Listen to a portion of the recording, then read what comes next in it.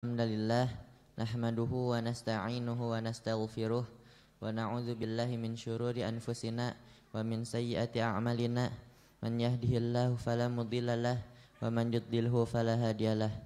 Asyhadu an la ilaha illallah wa asyhadu anna Muhammadan abduhu wa rasuluh, amma ba'du. Alhamdulillah, pada pagi hari yang cerah ini lagi-lagi Allah Subhanahu wa taala telah memberikan kepada kita semua kesempatan, dan Allah Subhanahu wa taala telah memberikan kepada kita semua kekuatan sehingga kita bisa melangkahkan kaki kita ini ke Masjid Baitur Rahman dengan tujuan yang sama insyaallah, yaitu mengharap ridha Allah dengan perantara thalabul ilmi.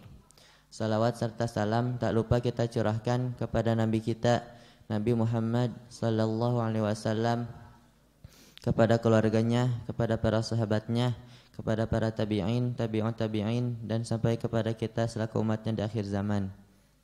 Yang akan mengisi pagi hari ini yaitu Ustadz Atif Latiful Hayat. Sebelum Ustadz menyampaikan ilmunya, ada beberapa pengumuman yang akan disampaikan. Yang pertama, Mata Baitur Rahman Ahad keempat bulan Desember insyaallah bersama Ustadz Dr. Dadang Rasyidin.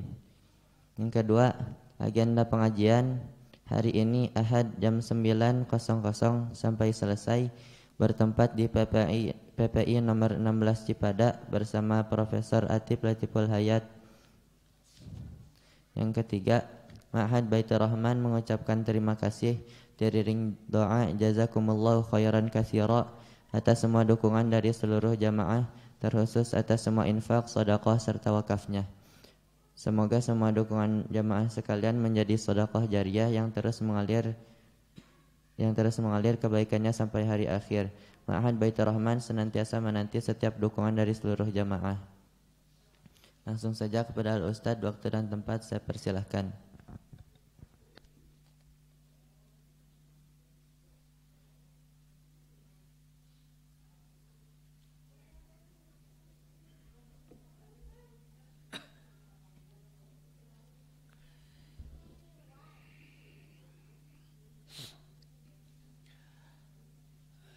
Innal hamdalillah nahmaduhu wa nasta'inuhu wa nastaghfiruh wa na'udzu billahi min syururi anfusina wa sayyiati a'malina. May yahdihillahu fala mudhillalah wa may yudlil falan tajida lahu waliyyan mursyida. Asyhadu an la ilaha illallah wa asyhadu anna Muhammadan abduhu wa rasuluh alladzi la nabiyya wa rasula ba'dah. Hadirin jamaah pengajian rahimakumullah, dalam salah satu hadis yang diriwayatkan oleh Imam Bukhari dan Muslim, Rasulullah sallallahu alaihi wasallam bersabda, "Inna min asyratis saati," sesungguhnya dari sekian isyarat atau tanda alamat tibanya as-sa'ah atau hari kiamat. Yang pertama adalah ayyurfa'al ilmu, diangkatnya ilmu. Dalam redaksi yang lain disebutkan ayyakilal ilmu, disedikitkannya ilmu. Wa yathbutal jahlu, dan terangnya, jelasnya atau maraknya kebodohan. Yang ketiga, wa yusrabal khamru, dan juga maraknya minuman keras, khamar. Dan yang keempat, wa yadhharuz zina, dan terbukanya, tersebarnya perzinahan. Itulah 4 isyarat yang disampaikan oleh Rasulullah SAW mengenai terjadinya hari kiamat. Kalau kiamat itu dimaknai sebagai kehancuran kehidupan manusia di semesta, kehancuran fisik semesta dunia, maka 4 isyarat yang disampaikan oleh Rasulullah SAW yang tadi itu boleh dikatakan semacam pendahuluan ya, dari kerusakan semesta. Karena kehancuran semesta ini antara lain juga disebabkan oleh kerusakan tata laku etika manusia yang hidup di semesta ini. Umpamanya tadi diangkatnya ilmu atau disedikitkannya ilmu. Yang dimaksud di sini adalah ilmu yang mengantarkan manusia kepada pemahaman terhadap ajaran-ajaran Allah Subhanahu wa taala. Itu kelangkaan atau sedikitnya ilmu yang mengantarkan manusia kepada pemahaman dan pengamalan ajaran Allah Subhanahu wa taala menjadikan kehidupan manusia itu tidak tertib, tidak tertata, bahkan merendahkan martabat sebagai manusia. Ketika martabat kita sebagai manusia sudah jatuh, maka sebetulnya peradaban itu telah selesai. Karena satu dengan yang lain sudah tidak saling menghargai lagi, kehidupan kita ini menjadi menurun drastis ya. Kalau dalam bahasa Al-Quran, kal an'am, sudah seperti binatang. Binatang itu ya mereka tidak dibekali dengan etika. Bagaimana mereka mencari alat pemuas kebutuhan, umpamanya untuk makanan dan lain sebagainya, tidak memerlukan mereka itu tata aturan. Aturan yang ada, apa yang disebut sebagai hukum rimba dalam tanda kutip. Siapa yang kuat, dia yang dapat, yang satu memangsa yang lainnya. Nah, manusia kan tidak boleh. Tidak boleh exploitation drong parlong, kata orang Prancis. Tidak boleh manusia itu mengeksploitasi satu dengan yang lainnya. Kalau siklus kehidupan hewan itu seperti umpamanya kijang di alam bebas gitu, itu seperti memang didedikasikan untuk makanan singa saja. Begitu kan? Sementara manusia kan kita ini tidak diperuntukkan, tidak didedikasikan ya, yang satu untuk menjadi mangsa yang lainnya. Yang tadi exploitation, drong parlong, gak boleh ya. Justru kata Allah Subhanahu wa taala, ini pedomannya bagi kita, inna khalaqnakum min dzakarin wa untha, kami menjadikan kalian laki-laki dan perempuan, wa ja'alnakum syu'uban wa qabaila lita'arafu, dan kami kemudian menjadikan kalian itu bersuku-suku, berbangsa-bangsa, bersyu'ub, berqabilah, lita'arafu, tujuannya untuk saling mengenal, saling menghargai, saling menghormati. Itulah tata laku manusia. Ketika ilmu yang mengantarkan manusia untuk saling menghargai, meninggikan martabat dan derajat masing-masing sudah hilang, dan menganggap manusia yang lain adalah sebagai mangsa yang boleh diterkam di dalam kehidupannya untuk cara apapun, maka sebetulnya kehidupan dunia sudah selesai. Kalau demikian ya, di kiamat kan sudah begitu. Umpamanya demi kehidupannya, kalau perlu dia membunuh yang lainnya dia bunuh. Kalau perlu merampas hak miliknya dia rampas. Itu kan tidak bisa terjadi dalam kehidupan manusia. Kalau hewan, dia seperti singa yang tadi. Makanya disebut sebagai raja hutan kan. Kalau manusia ya gak ada kan. Yang ada juga raja singa kali. Manusia itu. Justru manusia itu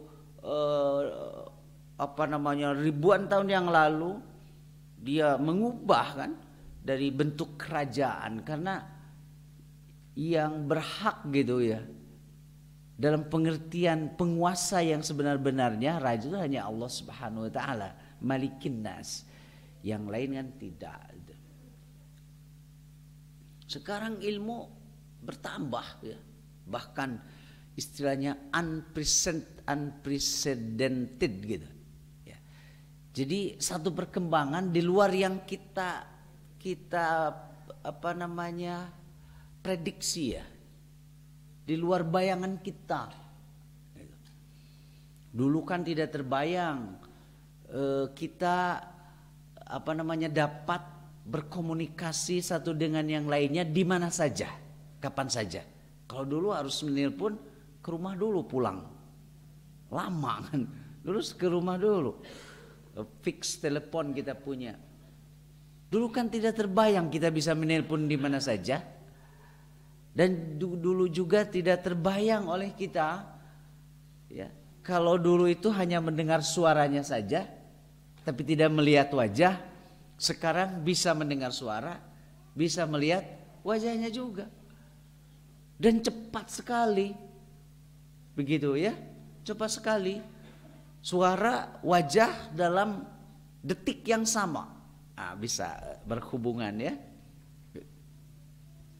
Dulu jemaah haji kita yang melaksanakan ibadah haji di Tanah Suci di Mekah, mereka harus antri untuk berkomunikasi dengan keluarganya, mengabarkan ya, kesehatannya dan lain sebagainya.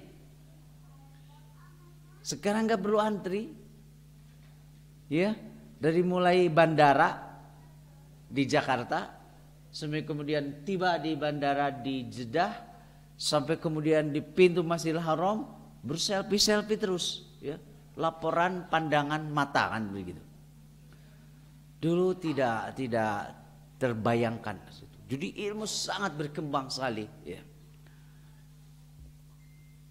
Tidak terbayangkan pula dulu itu kita bisa berbelanja dengan tetap di rumah, ya. Begitu.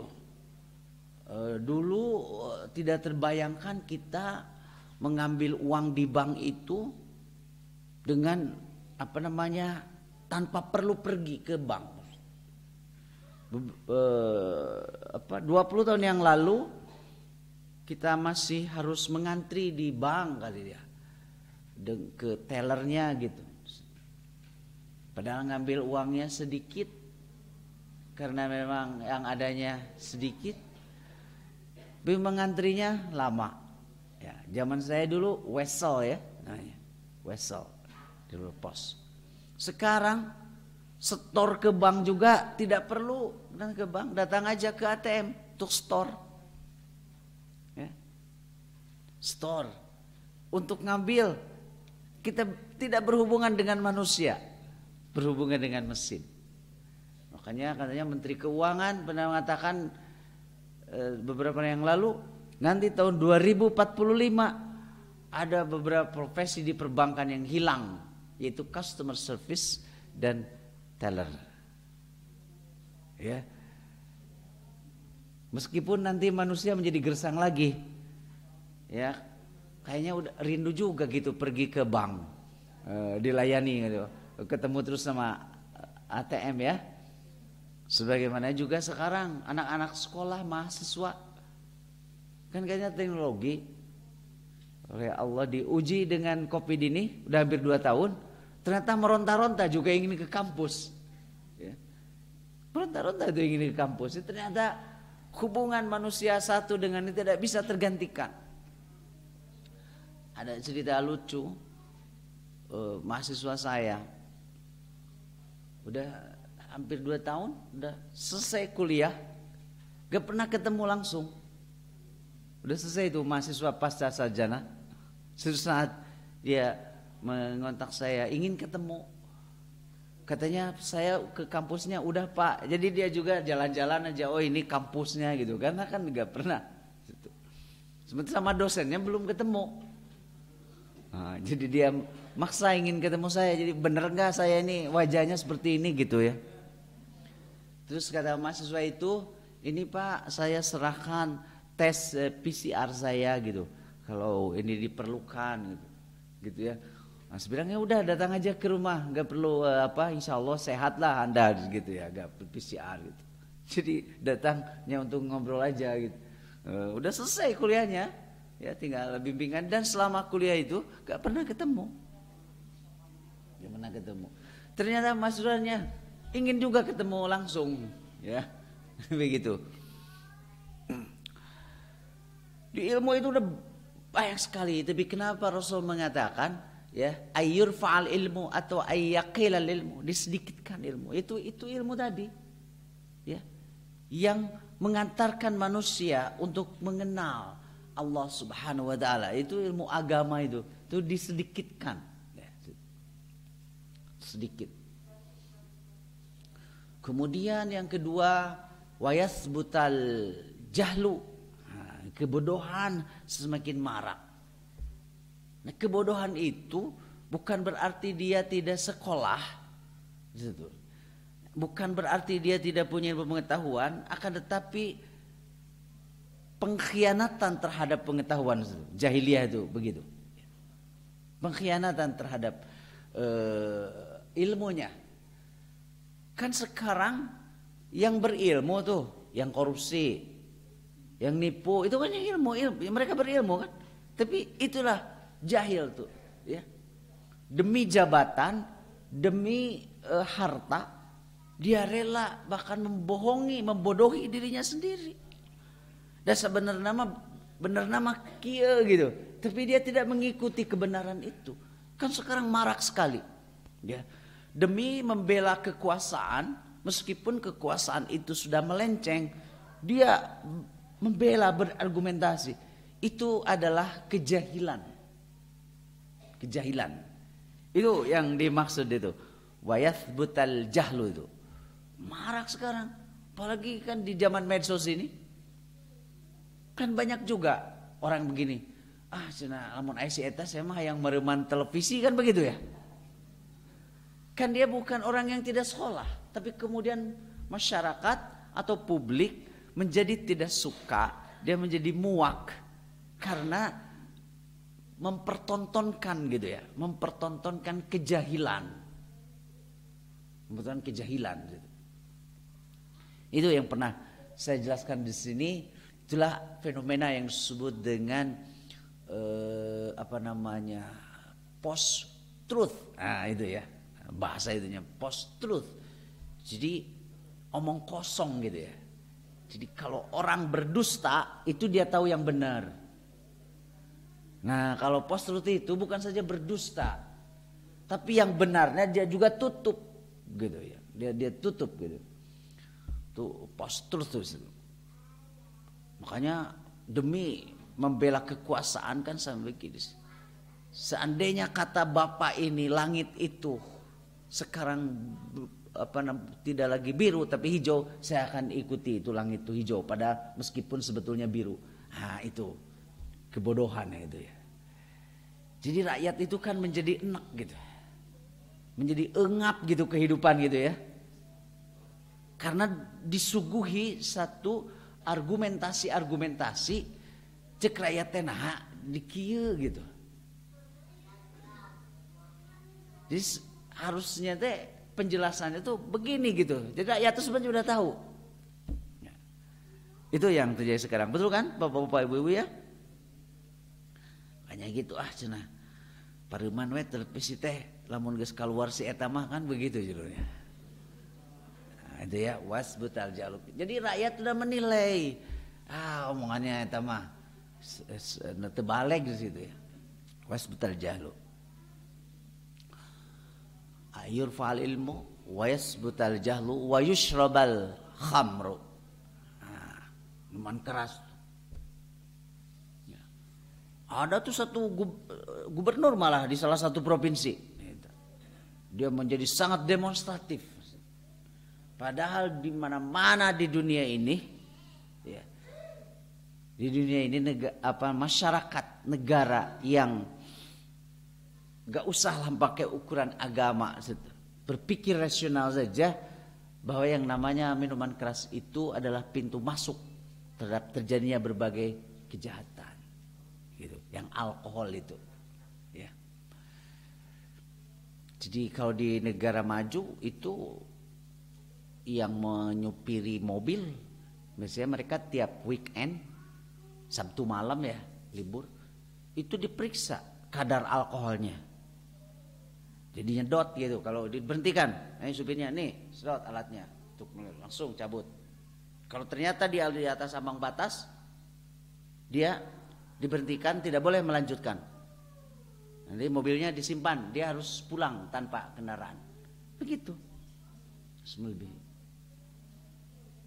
Itu di negara-negara yang mereka itu membolehkan untuk minuman keras, membolehkan, tapi batasannya luar biasa. Di kita malah ada tuh gubernur yang sampai mempromosikan segala itu kearifan lokal katanya. Nggak ada di mana-mana juga dulu kearifan lokal seperti itu. Ya. Artinya waisbal apa tadi? Udah 3 ya. Waisbal khamru. Dan yang terakhir wayad harozina. Nah, dan terbukanya, menyebarnya perzinahan. Nah, bagian keempat inilah yang saya sampaikan. Ya. Sekarang saya menyampaikan di berbagai tempat ini. Karena perzinahan sudah sangat terbuka sekali sekarang itu.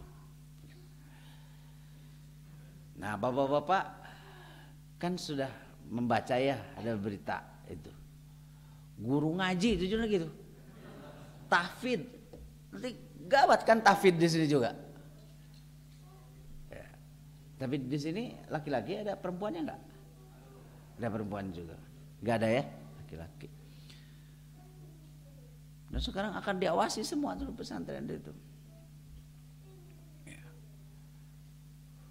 Jadi perzinahan itu sekarang sudah bukan saja terbuka, tapi dilakukan oleh orang yang sebetulnya mustahil untuk melakukan itu kan? Kan dia ustadz atau paling tidak diustadzkan. Itu kan mustahil. Ya. Jadi perzinahan itu sekarang bahkan melebihi dari prediksi Rasulullah. Terbukanya, dzahirnya itu ya, wa'id haruz zina itu. Karena dilakukan oleh manusia, oleh tipe manusia, oleh figur yang mustahil untuk melakukan, kan begitu ya? Yang mustahil. Tapi sekarang terjadi. Dan beberapa hari kemudian ustadz, guru ngaji yang sama di Jombang, 15 korbannya, lebih nambah lagi.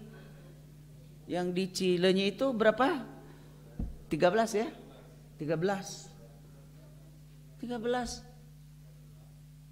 Dan sampai ada yang melahirkan 2 kali kok gak ini gitu kan.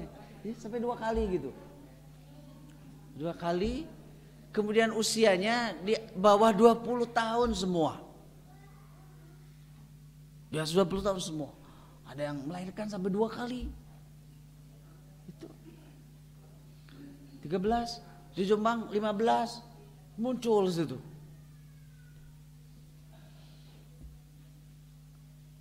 Itu kan kita merenung sambil mengernyitkan dahi ini. Ya. Ini sudah kiamat kan sebetulnya.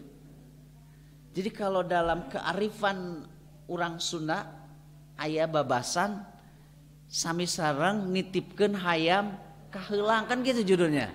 Ya, gitu. Sekarang kan nama ustadz jadi jelek. Nama pesantren jadi jelek. Belum lagi sekarang di Indonesia itu tadi muncul kejahilan gitu ya dalam bentuk buzzer-buzzer di situ. Itu kan.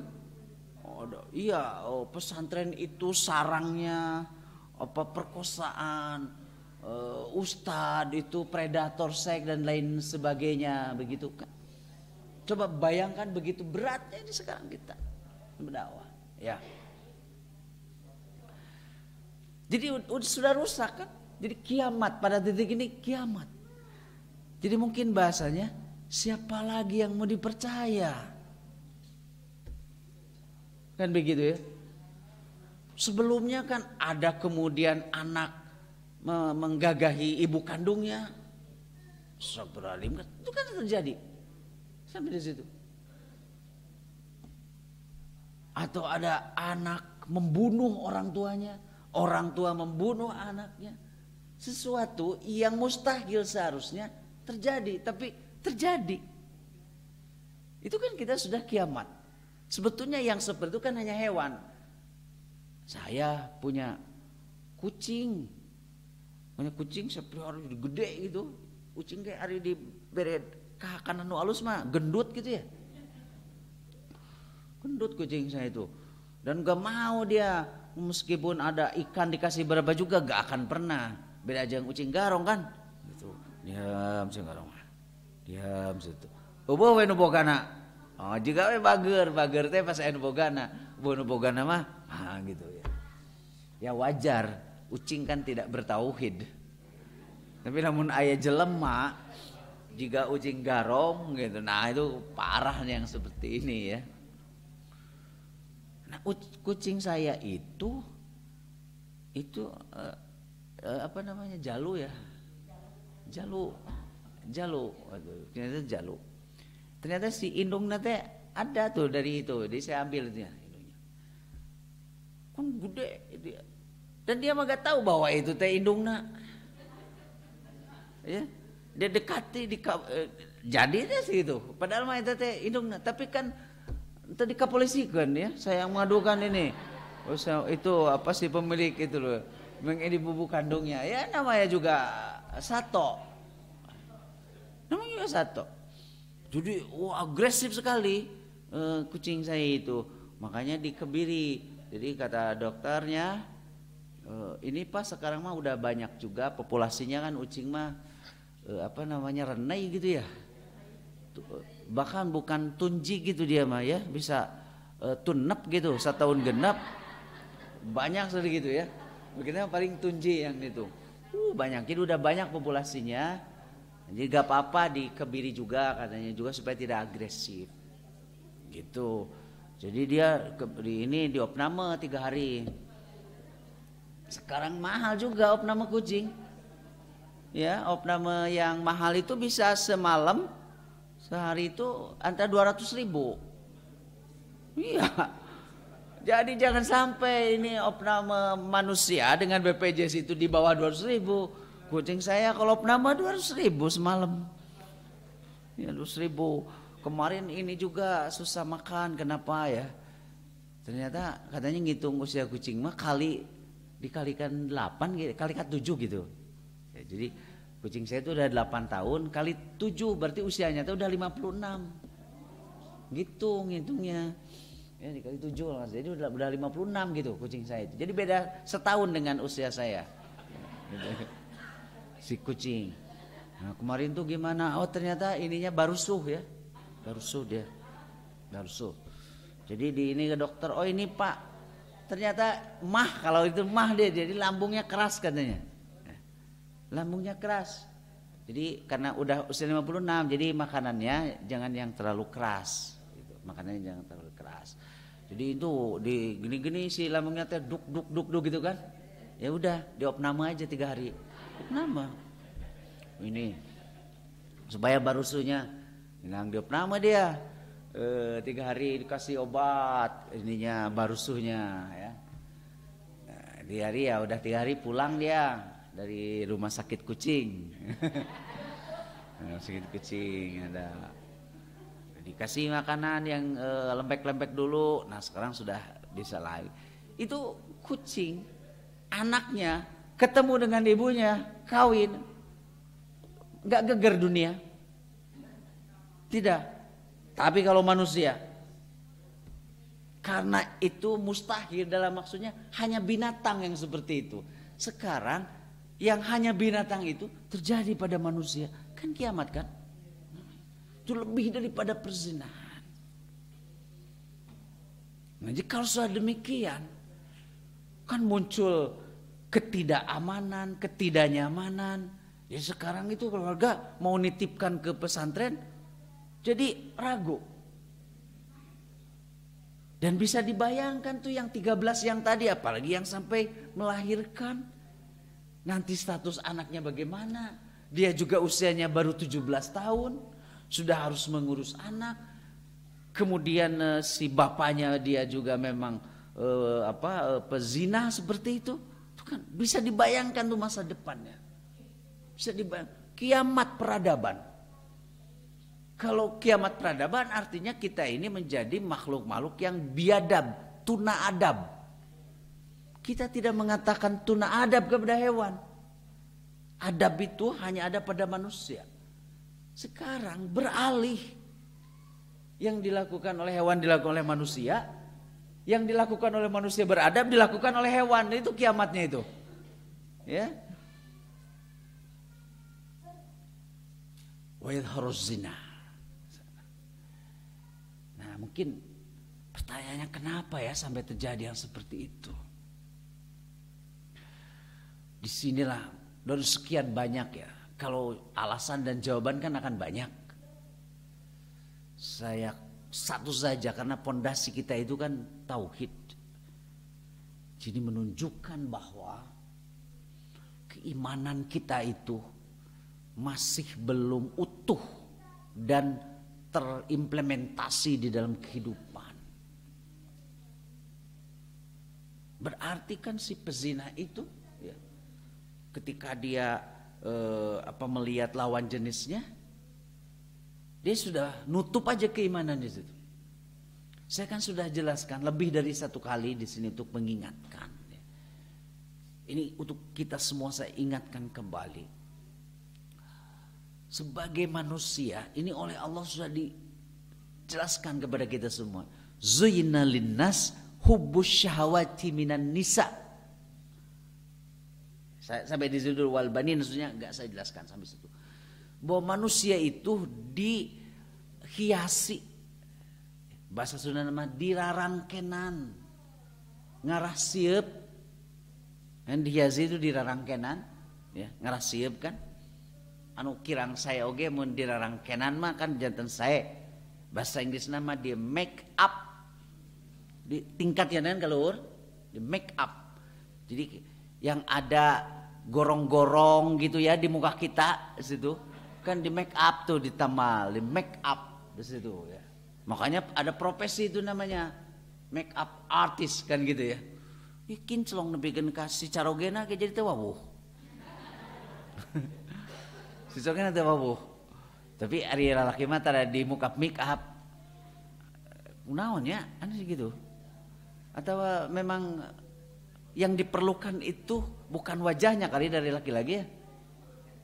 Ya. Tuh kan betul ibu-ibu tuh jujur kayak uangnya cenah Pak.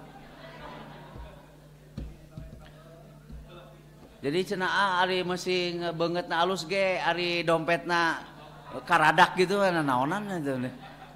Justru lamun ari rupana mah teu pati hade. Ngan dompetna kana jadi kasep we katinggalina teh.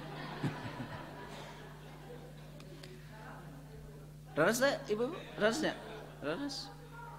Dan memang juga ketersediaan isi dompet yang memadai itu menjadikan perempuan juga tampak lebih cantik gitu ya, seger gitu ya, fresh gitu. Karena kan terpelihara, di maintain gitu ya, di maintain gitu. Jadi so kita bapak-bapak agak perlulah bapak-bapak mah nggak make up banget. Eta we dompet di make up ya, di make up. Iya begitu. Jadi itu dirangkenan kosmet tuh dalam bentuk ya supaya kehidupan ini nyaman gitu. Yaitu syahwat. Syahwat itu adalah satu dorongan psikologis yang alamiah ya, yang ada pada diri manusia untuk menyukai sesuatu, segala sesuatu yang indah, yang bagus, syahwat. Makanya sebagai istilah umum bisa digunakan begini, syahwat kepada kekuasaan, kan begitu ya? Kan kekuasaan tuh indah, di mana-mana no kuasa masuk nggak datangkan duit, metak pa boro-boro, ya. Dalam monte mah jadi ketua RT digajinya 50 juta sebulan, boro-boro tuh. Jika nama saya oke ya, mun RT 50 juta sebulan. Ngan lamun RT 50 juta sebulan, sabaraha bupati sebulan nanti. Itu syahwat. Nah termasuk menyukai pada yang indah. Yang indah itu termasuk lawan jenis. Laki-laki itu punya syahwat menyukai perempuan. Dan perempuan itu memang sudah didesain oleh Allah Subhanahu wa taala. Itu memang makhluk yang laki-laki itu suka gitu. Suka. Dan sebaliknya, teu mungkin lamun si pamegetna non lalaki resep ka awewe terus awewena jadi teresep, gak mungkin. Atau tidak akan terjadi itu. Ya makanya meskipun disebut hubus syahwati minan nisa, itu malah dengan sendirinya. Sebab tanpa respon tidak ada yang namanya hub, itu cinta itu. Kan disebut oge bertepuk sebelah tangan, ayo kikieun cangkel ya situ. Nah, jadi ketika direspon, nah responnya itu ya yang menyebabkan ada cinta itu respon. Ada respon. Nah berarti pengertiannya si laki-laki itu sebagai pemberi aksi, gitu ya di situ pemberi aksi bermaksud merespon. Mata kearifan Sunda maka ini ditentang ini sama kaum feminisme, feminis radikal terutama, yaitu yang menganggap laki-laki itu musuh gitu, cek feminis radikal mah. Cek di orang Sunda mah istri mah dulang apa betul tuh? Kalau saya ingat lupa gitu. Dulang ya. Dulang teh kan paragi ya. Ngakeul terus teu aya. Matak isi ayeuna mah teh dulang tinande, ieu dulang magic komunggul. Magic komunggul ya. Mata kemun ayeuna istri da kirang binangkit sabab eueuh dulangna. Magic komunggul. Ani magic mah kan babari hasem sangguna ge. Jadi mana istri babari hasem.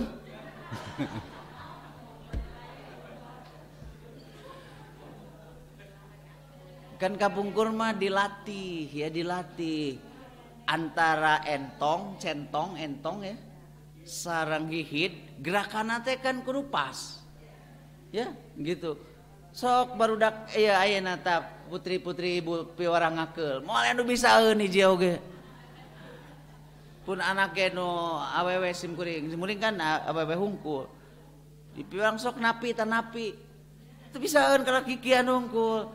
Tapi saya kan bukan perempuan. Tapi dulu memang napi dilatih. Karena saya udah biasa. Sebelum pas pulang sekolah harus lamun teu aya beas nutu heula nutu. Engke di bas nutu.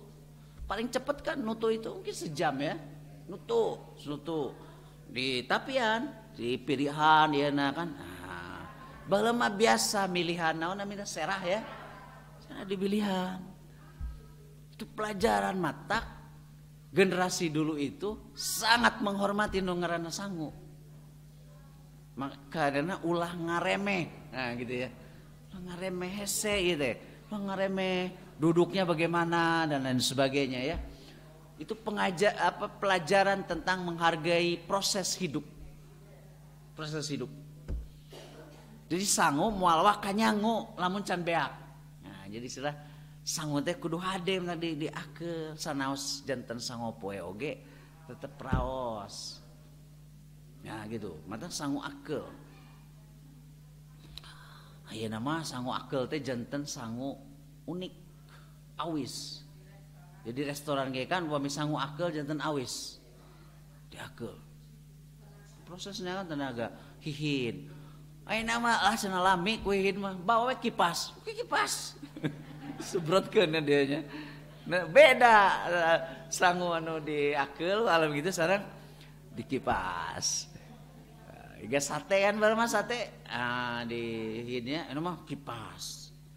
Rada kirang raos juga namanya. Tuh hid mah oh sanes itu.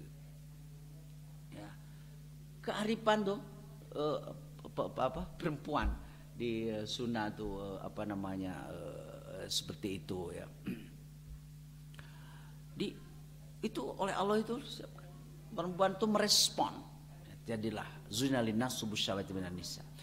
Ibnu Taimiyah sebagaimana saya jelaskan di sini ya, berapa kali menyebutnya itu sebagai kuwatus syahwat dan itu fitrah. Jadi lalaki resep ka awewe anu ceuk pamage teh geulis itu fitrah. Dan geulis itu subjektif. Tidak objektif. Saurna ya. Orang Arab mah lesepna teh lain kanu langsing. Utek nyebat gendut itu teh haram ya gitu. Montok meureun gitu. Perempuan tuh paling gak mau disebut gendut itu. Ya. Makanya kata teman saya nggak tahu, saya percaya aja. Hanya orang Arab nyebutnya laham kathir cenah. Ya manusia dagingan cenah gitu. Perempuan itu paling terhina kalau disebut gendut di orang itu. Nah, tapi ada kalau di Indonesia sebenarnya kan langsing. Makanya perempuan semua berusaha menjadi langsing dan mencari alat-alat pelangsing. Gitu. Di orang. Mungkin di Afrika lain lagi. Mereka cantiknya itu. Kan dengan rambutnya yang keriting seperti itu tentunya berbeda kecantikannya dengan rambut di kita. Makanya kan terjadi hal-hal yang terbalik. Dulu tahun 70-an rame istilah di krul, betul kan? Krul, nah, itu bahasa Belanda krul. Krul itu ya di galingan. Di krul. Gitu. Itu bahasa Belanda krul. Bahasa Inggris krul gitu ya. Di krul. Anu gaduh artos nama aya alatna gitu jadi saya anu teu gaduh artos nama kan dibelem itu nah. Zatok ya di situ. Belum atau minimal ku kertas. Wah, ku kertas ya. Tiap mau pergi dulu itu lama aturannya. Kalau mau pergi di itu dulu. Nunggu sajam di roll ya. Oh, roll di dia juga ya we dina sirah teh. Jika kue semprong nah iya. Dikrel dulu. Ini juga sama koboi-koboi tahun 70-an. Dulu dicatok namanya ya, Pak. Mareulem. Lamun PTT akhir minggu mareulem di situ kadieukeun. Dulu kan almarhum bapak saya punya banyak anak buah kredit di Bandung. Jadi saya tahu lamun gitu teh, nah ayeuna teh keur ieu ternyata dicatok kan dia mau mencari pasangan gitu. Jadi garaling. Tapi da murah teh di situ, geus kurang saminggu teh jadi bareureum tungtungna. Si rambutnya itu ya karena panas gitu. Da alatnya murah teh. Jadi dulu kata orang Afrika sementara gak mau dia keriting seperti itu, justru di rebonding. Di situ ya. Jadi nu galing hayang lempeng, nu lempeng hayang galing. Tak eta jalma mah. Ya. Itu mah embong galing teh rebonding. Ya, rebonding. Ya, di urang sabalikna. Hayang digalingan, dikrel. Jadi nu geulis teh nu buukna galing. Cek urang Afrika nu geulis teh nu buukna teu galing. Subjektif, ya, itu subjektif. syahwat situ. Nah, kata Ibnu Taimiyah, syahwat terhadap lawan jenis itu harus dipenuhi, dikelola ya, lewat ketentuan dari Allah Subhanahu wa taala, yaitu lewat pernikahan. Kalau pemenuhan syahwat tanpa pernikahan namanya perzinahan. Setiap penyimpangan terhadap fitrah manusia akan melahirkan kerusakan semesta. Resep ka awewe kudu kawin, gabruk we juga sato, rusak kan dunia. Itu perzinahan. Nah, itulah bedanya manusia dengan hewan. Jadi dia disebut zina itu karena tidak lewat pernikahan. Nah, nanti di bagian akhir saya jelaskan sekarang terjadi perkembangan yang luar biasa dan sangat membahayakan untuk generasi kita sekarang. Jadi ajaran Islam disebut zina teh ya, karena dia tidak memenuhi, tidak melewati pintu pernikahan, kan gitu sebut zina. Sekarang bapak-bapak, ibu-ibu sudah tadi keterbukaan perzinahan itu dengan berbagai sebab ya, dan paling tidak soal tauhid kan gitu. Dalam cekal dalegma ya, yang Allah teh maha uninga atas apa yang dilakukan tidak mungkin terjadi. Dari tongboro syahwat kelawan jenis, syahwat yang lain juga sama. Pokoknya syahwat kekuasaan, saya jadi pejabat, saya punya kewenangan, tanda tangan saya bisa menghasilkan uang. Tapi kan dengan keimanan, tanda tangan saya itu boleh saya bubuhkan apabila memang ini untuk kepentingan rakyat. Korupsi terjadi ketika tanda tangannya itu adalah untuk kepentingan dirinya. Dikirana Allah teh maha uninga. Agak ada pemeriksaan juga kan begitu yang terjadi. Jadi ini keimanan. Keimanan ini. Sekarang itu yang jadi krisisnya. Dan kita memahami agama atau kadang-kadang oleh kita disempitkan. Kan orang mau disebut agama teh hanya terbatas kepada hukum-hukum ibadah mahdoh tertentu. Agama itu namanya hanya terkait dengan fikih tentang sholat saja, fikih tentang saum saja. Tapi agama dalam pengertian yang lebih luas, yang pernah saya jelaskan sini, agama itu adalah an-nasihat, nasihat, petunjuk, pedoman, ya, gitu. Untuk siapa? Untuk yang mengaku beriman. Tapi oleh kita disempitkan, yang disebut dia tahu agama teh hanya terbatas tahu tentang fikih ibadah mahdoh saja. Makanya ketika dia jadi pejabat tergelincir, tidak tahu bagaimana caranya berkuasa. Kan begitu ya. Jadi coba bayangkan di dunia ini semua itu kan terdiri dari syahwat gitu. Dan memang Allah itu menguji kita, namanya juga hidup di dunia. Itu yang puncak kenikmatan itu adalah dorongan atau keinginan ya, hawa nafsu kita untuk menggapainya. Itu yang ini. Jadi kenikmatan yang tertinggi umpamanya terhadap makanan itu bukan ketika sudah masuk ke perutnya, tapi dari mulai kabayang ya, aduh tiris kieu meri seblak cengekna 2 kilo gitu di situ kan. Udah kebayang itu kan yang nikmatnya itu ya ibu-ibu ya. Itu yang nikmatnya. Ari geus gep mah ya, geus gep gitu, segitu. Yang ada adalah konsekuensinya nyeri beuteung ge segala rupa. Tapi ya sama syahwat kepada appetite gitu ya, appetite. Syahwat kepada makanan tuh, appetite gitu. Di Bandung aya mie kocok nu ngeunah di udag di pada larang, sana jauhna 20 kilo. Itu kenikmatan di jalan terus kabayang gitu. Kudu ngantri ngeungan itu. Antri aya antrian. Padahal anggar ku samangkok, eueuh lah na mie kocok sampai kudu saemer gitu. Enggak, anggar we samangkok. Yang paling loba ge mun teu boga kaera mino jadi 2 mangkok meureun ya. Itu mun teu boga kaera sih situ. Yang nikmatnya itu apa? Itu dorongannya begitu. Begitu juga syahwat kepada lawan jenis. Mohon maaf ya, kita mayoritas sudah pada dewasa. Apa yang namanya puncak, orgasme gitu. Ayah gitu no orgasme 2 jam, tuh.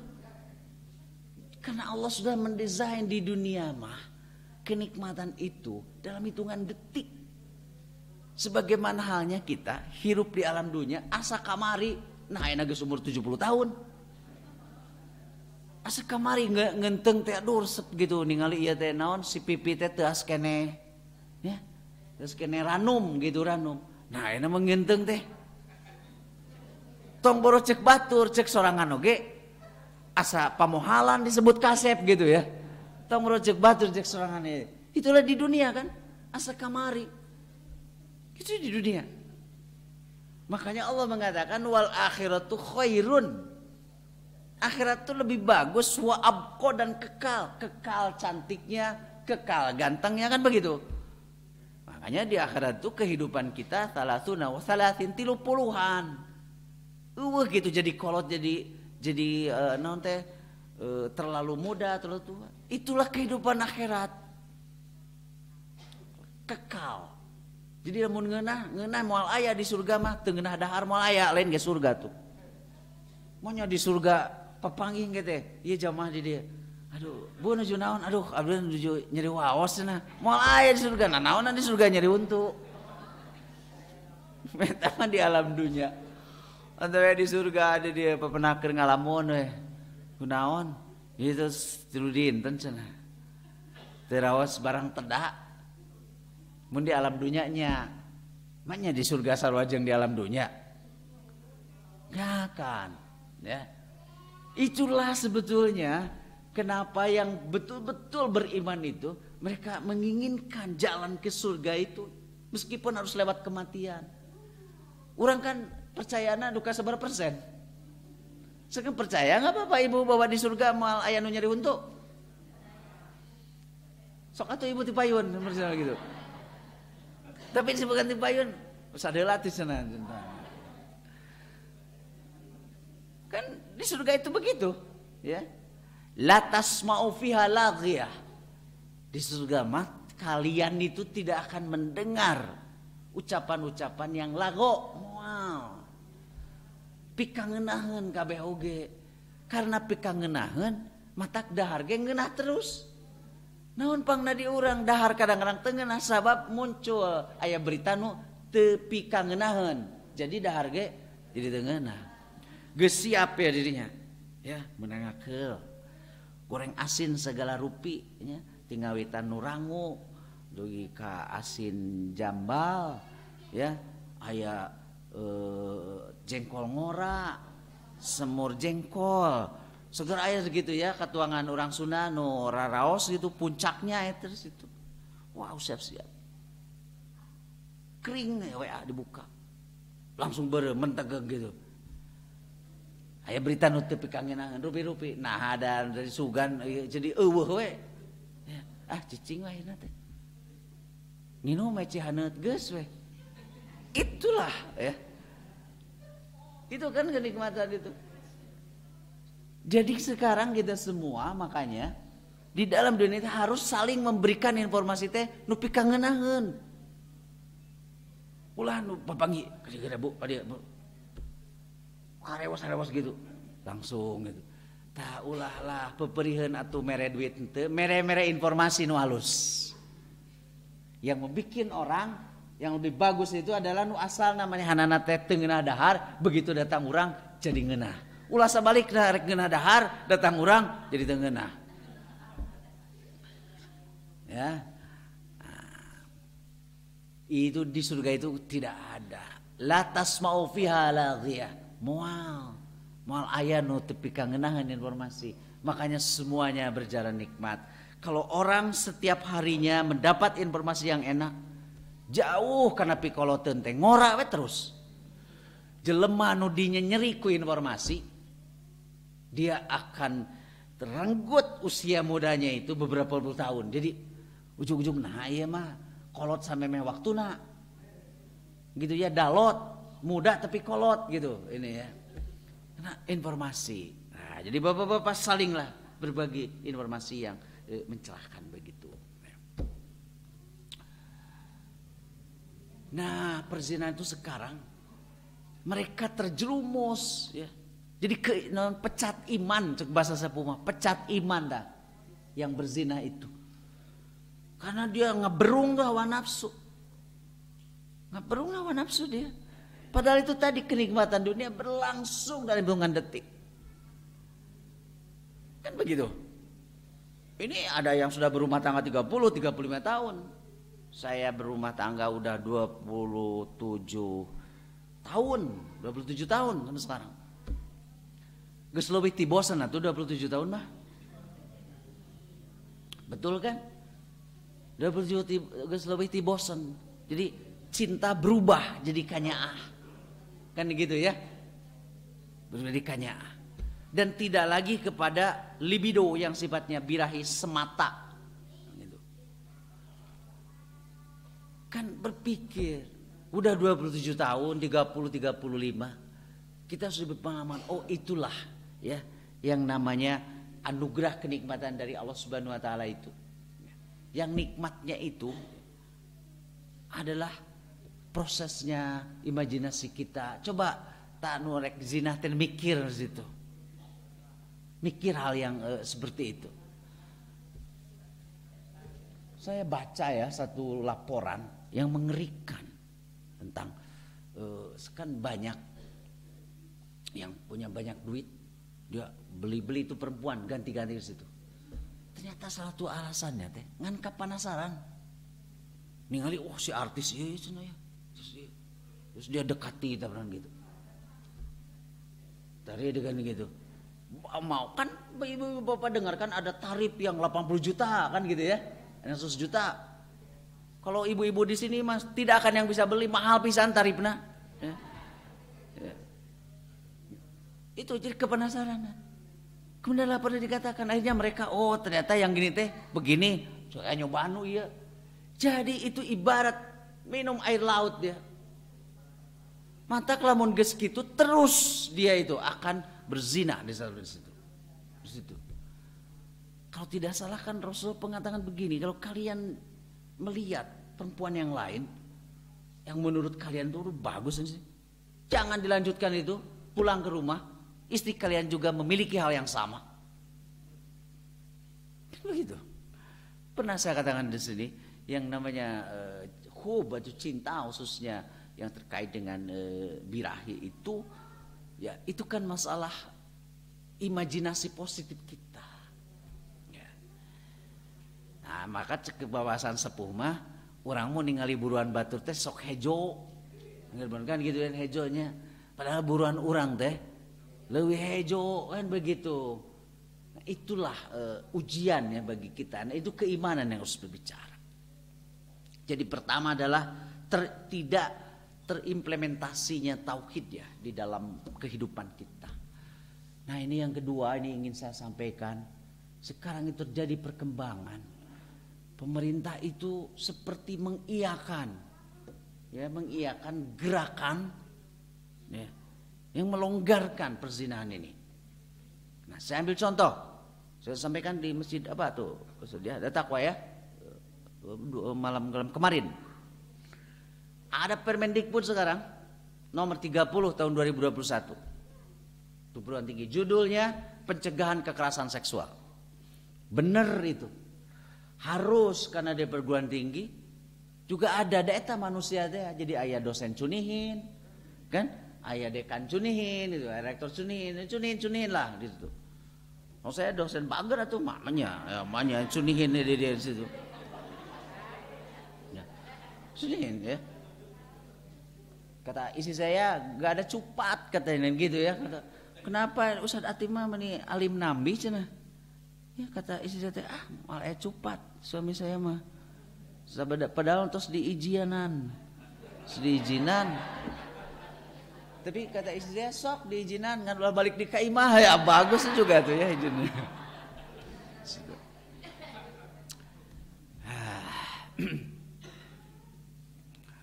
Bagus itu. Tapi yang sekarang jadi masalah dan kemudian dikoreksi, dikritik keras Semua ormas. Muhammadiyah itu paling awal. Dia dengan lengkap menolak. Dia punya 117 abad perguruan tinggi. Nahdlatul Ulama juga sama menolak. Persatuan Islam juga menolak. Kelompok masyarakat yang menolak. Apa? Definisi kekerasan seksualnya. Bukan masalah pencegahannya. Yang dinilai definisi kekerasan seksual ini memberi peluang adanya perzinahan. Nah itu. Gimana definisinya? Begini, saya ambil salah satu contoh. Di pasal 5 nanti buka ya di Google. Nama ibu-ibu Jarago lah, Google. Di Google Permendikbud nomor 30 tahun 2021 pasal 5. Salah satu bunyinya, maaf sekali lagi maaf harus saya sebutkan sini ya. Kurang lebih seperti ini. Meraba, memegang, mencium, gitu ya. Kadang-kadang alat vital korban, gitu. Itu kekerasan seksual.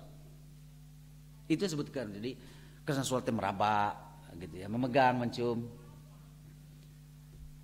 tanpa persetujuan. Nah itu jadi masalah.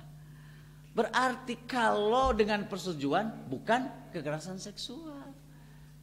Jadi anu tadi meraba, memegang, mencium teh menjadi bukan kalau si korbannya dalam hal ini perempuan setuju. Itu yang jadi masalah. Data kudu dibulak-balik argumentasi atau salah satu penafsirannya yaitu kan. Jadi kalau dalam kaidah dalam logika ya usul fikih itu namanya mafhum mukhalafah ya. Mafhum mukhalafah, pengertian yang terbalik, sebaliknya, atau dalam bahasa Latinnya sebut dengan argumentum a contrario. A contrario sebaliknya. Artinya kalau setuju menjadi bukan kekerasan seksual. Nah, inilah kalau tadi saya jelaskan di dalam ajaran Islam perzinahan itu bukan karena tidak setuju. Kan gitu? Bukan karena tidak setuju itu perempuannya. Tapi karena itu bertentangan dengan ajaran Allah Subhanahu wa taala karena menjadi sah penggunaan alat tanasul itu lewat pernikahan. Kan pernikahan itu menghalalkan yang asalnya haram.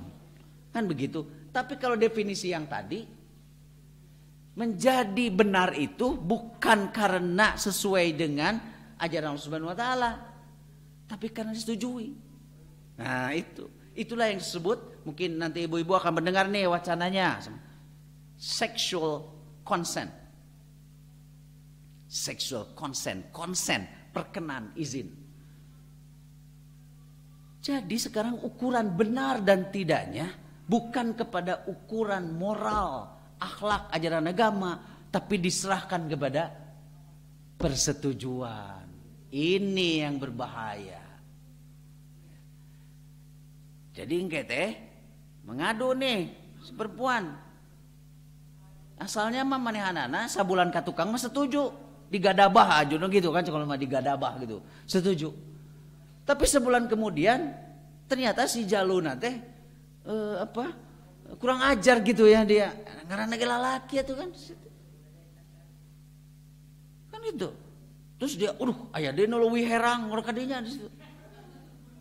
Cek si anu tadi korban nu tadi teh saya enggak setuju sekarang. Nah itu kan sekarang nanti kata si laki-lakinya mana buktinya kamu dulu kan setuju. Liar tuh polisi.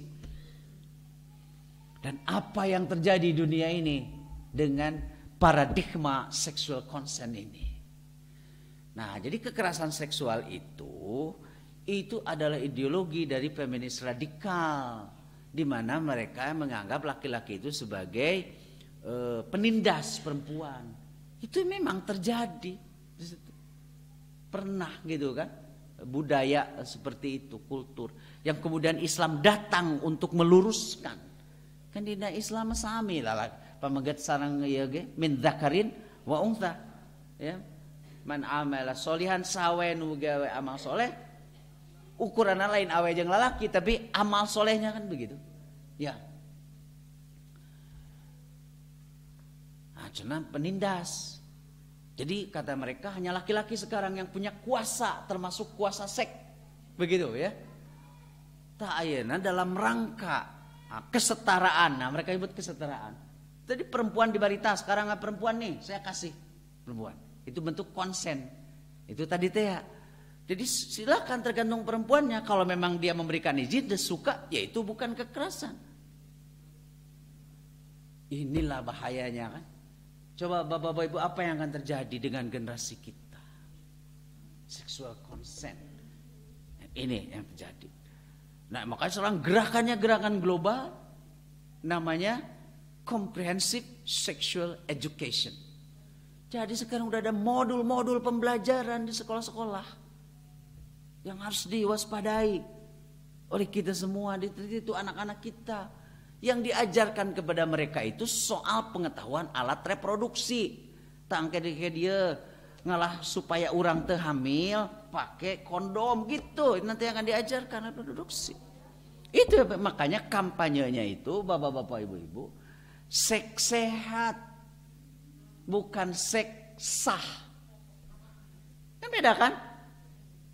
Jadi seks sehat. Ya, ini sehatnya yang tadi teh ya umpamanya ini belum cukup umur, kasus gitu ya, belum cukup umur. Supaya hamil pakai kondom, supaya tidak menular tuh penyakitnya, pakai kan gitu kampanye kondom ya. Pernah kan juga beberapa waktu yang lalu ada seperti itu. Jadi seks sehat hanya disebutkan alat reproduksi. Sementara kan di dalam Islam itu Allah Subhanahu wa taala clear, wala taqrabuz zina. Jangan dekat-dekat kepada zina itu. Bahaya sekali. Apa yang terjadi dengan martabat manusia dan peradaban manusia kalau hubungan satu dengan yang lainnya hanya didasarkan kepada suka sama suka, memberikan izin. Dan bener tadi ucing saya jeung indung nage eta teh lamun dina bahasa jelema mah suka sama suka. Hanya saya tidak tahu membahasakannya. Mereka kan cuma ngeong aja gitu. Ya, mungkin cek indung teh ya baheula nih saya mantan ibumu tapi masih mantep kan gitu cuma gitu kali. Itu kan ucing yang gitu. Ya, itu bisa ucing. Bagaimana manusia ke depan kalau mereka itu terjadi hal yang seperti ini? Alat reproduksi, kampanye, ya. Jadi comprehensive sexual education dari situ. Itu di sekolah kita. Sementara kan kita sudah membarikade dalam Al-Qur'an wala taqrabuz zina, ulah deket-deket. Tak kejadian eta guru ngaji nu 13 itu karena dia tidak taqrabuz zina, dia tidak taqrabuz zina di situ. Harusnya mikir. Maneh anak eta guruna sorangan, santrina kawe awewe di situ. Maka taqrabuz zina itu harus dibikin oleh kita aturan-aturan, jangan sampai dekat-dekat. Itu yang harus dilakukan oleh kita.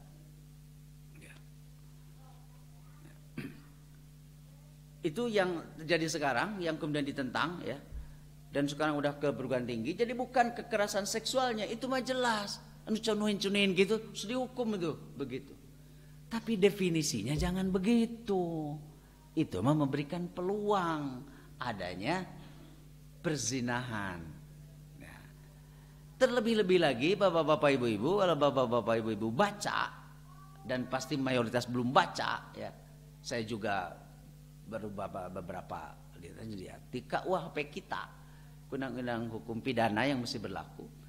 Ternyata yang disebut zina teh bukan pengertian seperti kita dalam ajaran Islam. Mereka yang berhubungan tanpa pernikahan, tapi yang sudah nikah tapi dia nyeleweng gitu perzinahan teh.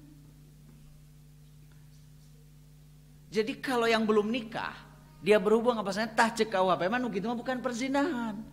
Itu di KUHP kita. Kenapa kan KUHP kita dibikinnya oleh orang Walanda. Yang mereka bukan berdasarkan kepada ajaran Islam ya dalam ini.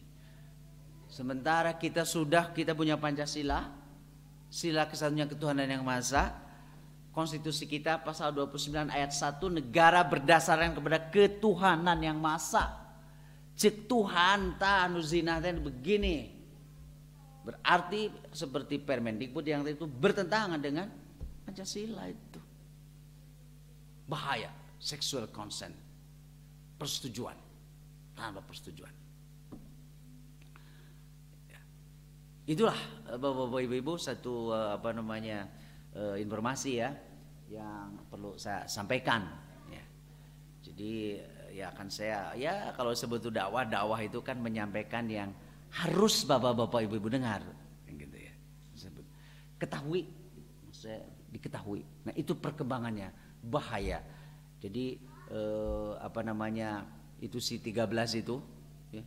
Gimana kalau dia beralasan tuh HW itu? Oh, mereka udah setuju kok. Gimana lamun gitu? Nya. Gimana tuh kalau hal yang seperti itu terjadi? Jadi tolong sekarang generasi kita ya. Karena sekarang mereka membuat modul-modul di lembaga-lembaga pendidikan yang mereka sebut sebagai comprehensive sexual education. Tah modul nanti eta dijelaskan teh alat reproduksi, dikenal gini nih. Kalau kalian gitu pasti jadi hamil, supaya tidak hamil pakai kondom, lain dititah nikah. Kalau pakai kondom. Nah, jadi ganti-ganti pasangan supaya tidak penyakit, pakai kondom gitu kan kalau seks sehat itu. Nah, kampanyenya seks sehat. Apalagi yang khusus adalah seks sah itu lewat pernikahan. Itu saja yang bisa saya sampaikan. Aku qouli hadza wa astaghfirullahaladzim. Assalamualaikum warahmatullahi wabarakatuh.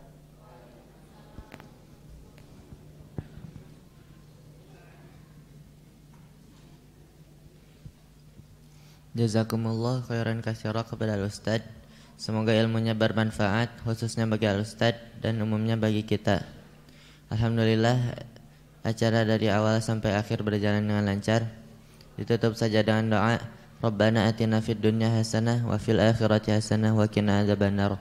Assalamualaikum warahmatullahi wabarakatuh.